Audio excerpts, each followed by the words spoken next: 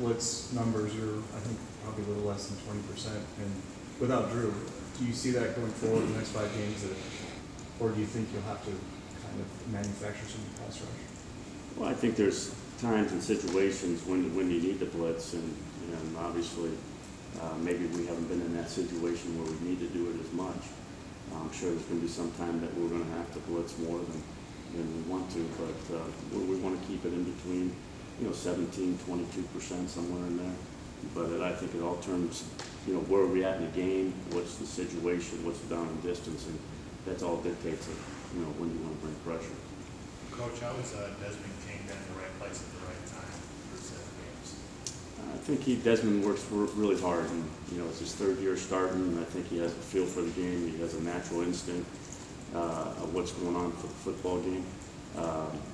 He's worked hard in practice. He definitely can improve.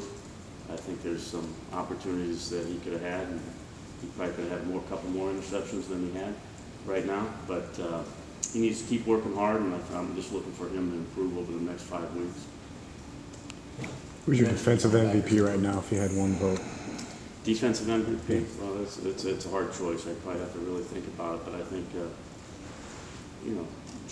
they all done a good job. I think everybody's hustling, and it'd be hard for me to say one guy. I think there's a collective group that's really playing well. Obviously, statistically, Desmond King, with how many interceptions he has and change of the game and getting the ball back is valuable. But there's a lot of guys out there playing well. I couldn't pick one guy right now. You talked a lot about scoop and score in the spring and fall. I mean, are you pleased with how you guys have been +2 in turnover margin these last 3 Yeah, years? it's really been good. It's an opportunity for us to get more balls, and I think our kids have bought into it. And sometimes doing practice, we do it all the time. Sometimes guys get mad, we're taking it back and all that, but it's just a habit that they created, and you see it on film sometimes, and even in doing the games, the guys are picking up the ball even though it's an incomplete ball and the ball's dead. So it just is a reminder, creating a habit, and I think they've done a good job with that. You mentioned the linebackers improved play. How much of that, though, is a result of the tackles, soaking up blockers and keeping these guys clean? Well, I think it all pertains to everybody playing and stepping up at the next level. I think, up front, they've done a really good job. I think in the secondary, we've contained the guys, been in the proper leverage. I think we're put back just to fundamental football, and it's a simple game. You just got to leverage the ball, and you got to.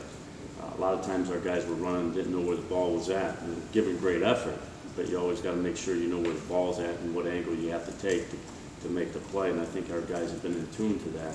And if you see the way they hustle in practice, and it shows up, and the way they go through practice every day, hustling to the ball, always trying to get to the ball. So I think that all pertains to how you leverage the ball, how you set edges, and how do you tackle. And there's not too many yards after contact either, so it's been really good.